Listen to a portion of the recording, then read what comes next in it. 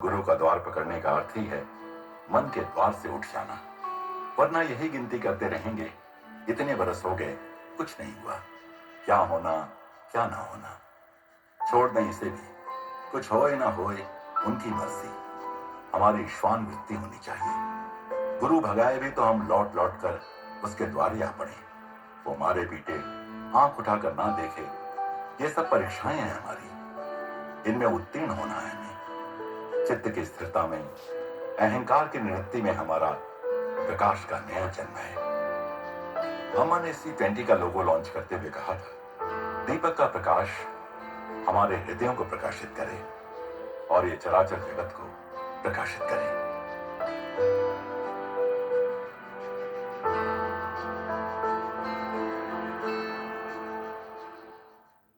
प्रेम स्वरूपी, आत्म स्वरूपी, आप सबको नमस्कार।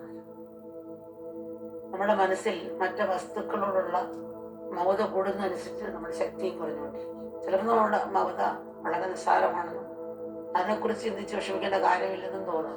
എന്നാൽ ഒരു വസ്തുവിനുള്ള മമത ശക്തമാകും തോറും അതിനുമുമ്പ് നമ്മൾ യാചകരാകുന്നു. ആ വസ്തു നമ്മുടെ യജമാനായി തീരുകയും ചെയ്യും. പിന്നെ വസ്തു വരെയും നമ്മൾ ഭരിക്കുന്നു.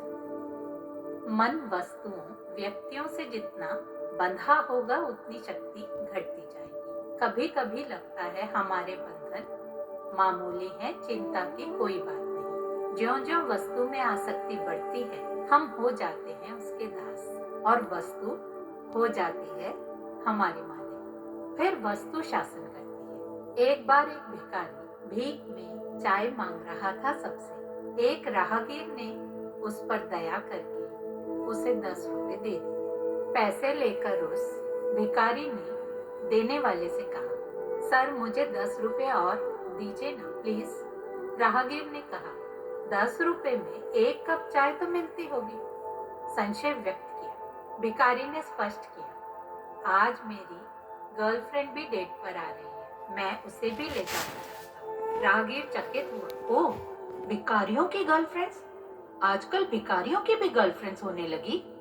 भिखारी ने प्रत्युत्तर में कहा, सर बात वो नहीं, वो गर्लफ्रेंड पहले बनी, फिर मैं भिखारी बना। अपने जीवन को देखें तो ऐसा ही अनुभव रहा होगा अधिकतर लोगों का। बॉयफ्रेंड गर्लफ्रेंड हो ना हो तुम्हारी मर्जी। रिश्तों को अम्मा ना नहीं कहती। रिश्ते हो पर रास्ते में कंकड़ और कांटे आए तो हम क्या करेंगे? उसे हटा देंगे। कोई परिवार सैर पर जाए और पिता आगे हो और कांटे देखें तो हटा देंगे ताकि परिवार सुरक्षित रहे। माँ देखेगी तो वो हटा देगी और पीछे वालों की राह निष्कंटक होगी। संबंधों के साथ साथ ईश्वर को भी जीवन में आदर्श स्थान देना होगा। ईश्वर हृदय में ही है। अच्छे साधक प्रकृति से उतना ही लेते हैं जितना जीवन यापन के लिए आवश्यक है। तो माता पिता को चाहिए अपने बच्चों के लिए आदर्श बने, किसी चीज की अति ना करने दें। बच्चों में विवेक होता नहीं। आजकल हर हफ्ते नित नए फैशन की नई नई चीजें आती रहती हैं। गहने हों, कपड़े हों, जूते हों, इन सब के लिए बच्चे हट करते हैं। माँ बाप को दुख से रोते देखा है। लड़के हों या लड़कियां लेटेस्ट फैशन की डिमांड करते हैं। ईश्वर तत्व को पचा लें तो जो है उतने में तृप्त रहेंगे और मोह कम होगा। अम्मा फैशन की विरोधी नहीं, पर हर चीज खरीदने लगे तो कैसे होगा? वस्तु में आसक्ति हो तो वो मालिक हो जाती है और हम उसके दास। वो न मिले तो हम में क्रोध, निराशा, घृणा का भाव आ जाता है। समझो कोई बच्चा घंटों फोन पर रहे, उसकी माँ स्क्रीन टाइम का ध्यान रखकर फोन छीन ले तो बच्चा दीवार से सर पटकता है, रोता चिल्लाता है, हाथ पांव पटकता है। बड़े लड़के भी ऐसा करते हैं। कई बड़ी लड़कियां भी यही करती हैं। माँ लड़की से फोन छीन ले तो वो लड़ने लगती है। फोन की लत को अनगिनत परिवारों में संबंध तोड़ते देखा है। पति फोन के चक्कर में पत्नी की उपेक्षा करे तो पत्नी तलाक दे दे या पत्नी उपेक्षा करे तो पति तलाक दे दे और बच्चे अनाथ। फोन वायरस जैसा हो गया है ना। फोन हम पर राज कर रहा है और हमारा विवेक नष्ट हो गया। फिर ऐप हम पर शासन करती है। थोड़ा बहुत विवेक नहीं, समुचित विवेक से ही संयमित उपयोग होगा, वरना फंस जाएंगे। एक बच्चा बहुत देर से फोन देख रहा था तो पिता ने उससे फोन छीन लिया, लेकिन पिता खुद फोन देखने लगा और फंस गया। बच्चा बोला, अम्मा पिताजी ने मुझसे तो छीन लिया, अब खुद लगे रहते हैं। फोन ने हमें दास बना लिया है। जीने के लिए फोन उपयोगी है, पर संयम आवश्यक है। ये जानते हुए भी हम फंस जाते हैं, तो हम दृढ़ संकल्प के साथ जीवन को अनुशासित करें।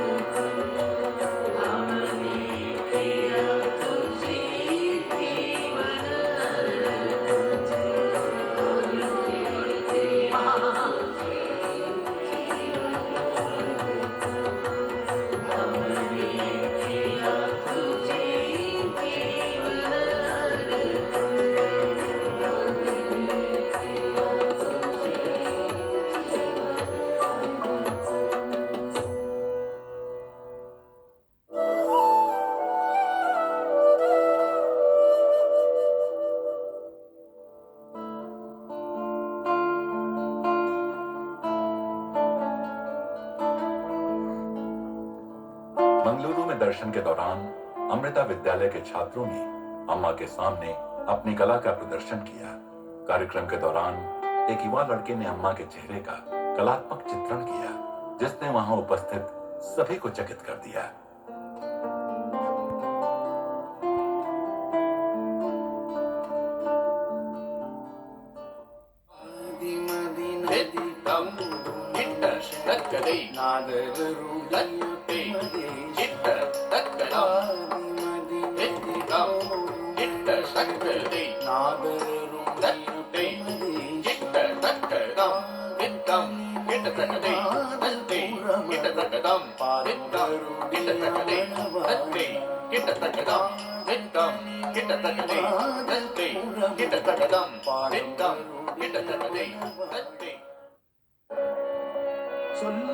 मंगलुरु के केंद्र में स्थित श्री गोकर्णनाथ मंदिर, जिसे कुदराली श्री गोकर्णनाथ मंदिर भी कहा जाता है, भगवान गोकर्णनाथ को समर्पित एक प्रतिष्ठित मंदिर है जो भगवान शिव के एक रूप है। ये मंदिर पारंपरिक केरल स्थापत्य शैली में बना है और आध्यात्मिक एकता का प्रतीक है, जो जीवन के विभिन्न क्षेत्रों से भक्तों को आकर्षित करता है। ये मंदिर विशेष रूप से दशहरा महोत्सव के दौरान इसके रंगीन और जीवंत उत्सवों के लिए प्रसिद्ध है। इस उत्सव का सबसे आकर्षक पहलू है टाइगर डांस या पुलियाथाकली। ये पारंपरिक लोक नृत्य दशहरा उत्सव का अभिन्न हिस्सा है, जिसमें कलाकार जो बाघों के रूप में रंगे होते हैं, लयबद्ध ढोल की ताल पर ऊर्जावान तरीके से नृत्य करते हैं। बाघ जैसे वस्त्र पहने नर्तक साहस और उत्सव की भावना को व्यक्त करते हैं और भगवान गोकर्णनाथ की दिव्य शक्ति का आह्वान करते हैं। ये नृत्य मंगलुरु की जीवंत संस्कृति और मंदिर के उत्सवों के साथ गहरे संबंध को दर्शाता है और हजारों भक्तों और पर्यटकों को आकर्षित करता है। मंदिर अपनी भव्य गोपुरम और जटिल वास्तुकला के साथ इस समय के दौरान भक्ति और संस्कृति का केंद्र बन जाता है, जो मंगलुरु की समृद्ध धरोहर का अद्वितीय अनुभव प्रदान करता है।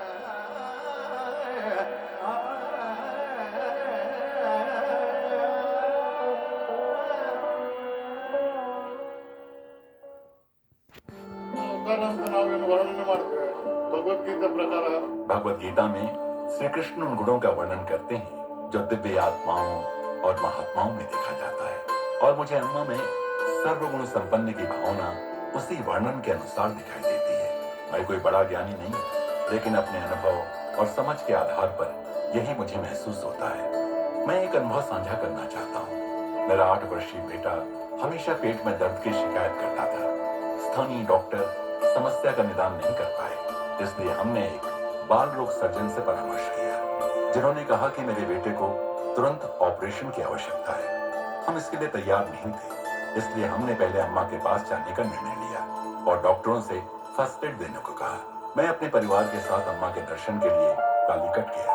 जब हम पहुंचे तो मेरी पत्नी, जो बहुत रो रही थी, उसने हमारे बेटे को उठाया और उसे अम्मा की गोदी में रखा। अम्मा ने एक नींबू उठाया और उसे मेरे बेटे को दे दिया। बाद में जब हम डॉक्टरों से मिले तो उन्होंने कहा कि हालांकि वो बेहतर महसूस कर रहा था, ऑपरेशन को 5-6 महीनों के भीतर करना होगा। भगवान की कृपा से हमारा बेटा अब 24 साल का है और उसे कभी भी ऑपरेशन की आवश्यकता नहीं पड़ी। इस अनुभव ने हमारे अम्मा के प्रति विश्वास को और मजबूत किया। अम्मा से मिलने से पहले मैं पैसे कमाने के लिए कड़ी मेहनत करता था, लेकिन जो भी पैसे कमाता वो हमेशा अस्पताल के बिलों में खर्च हो जाता था और शांति नहीं मिलती थी। अम्मा से मिलने के बाद भी स्थितियां कठिन थी, लेकिन हम कभी नहीं रुके। पहले इतनी मेहनत करने के बावजूद मैं अपने बेटे के लिए एक चॉकलेट भी नहीं खरीद सकता था, लेकिन भगवान की कृपा से अब मेरे तीनों बच्चों ने अपनी शिक्षा पूरी कर ली है और वे शादीशुदा हैं। हमने अम्मा की कृपा से सभी बाधाओं को पार किया है। अब 67 साल की उम्र में मैं अम्मा से प्रार्थना करता हूँ, मेरे पास बहुत कम समय बचा है, कृपया मुझे जीवन में भटकने न दें। अम्मा, आप मेरी सब कुछ हैं, मेरी एकमात्र शरण। जैसे जैसे दर्शन जारी रहा, लोग अम्मा की गोदी में अपना उद्देश्य पाते गए। कई लोग प्रश्नों, जीवन की उलझने, शारीरिक कष्टों या मानसिक तनाव के साथ आते हैं और पाते हैं कि जैसे ही वे अम्मा के स्नेही गोदी में आते हैं, उनके सभी दुख और चिंताएं गायब हो जाती हैं। उनकी आंखों में जो आभार की चमक होती है, वही हर उस व्यक्ति के चेहरे पर होती है जो दुनिया भर से अम्मा के पास आता है। अम्ब जगदोधारिणी मां, जय मां जय मां जय मां। अम्बानंद रूपिणी मां, अम्बानंद रूपिणी मां, जय मां जय मां जय मां। जय मां जय मां जय मां। अम्बा जगदोधारिणी मां, जय मां जय मां जय मां।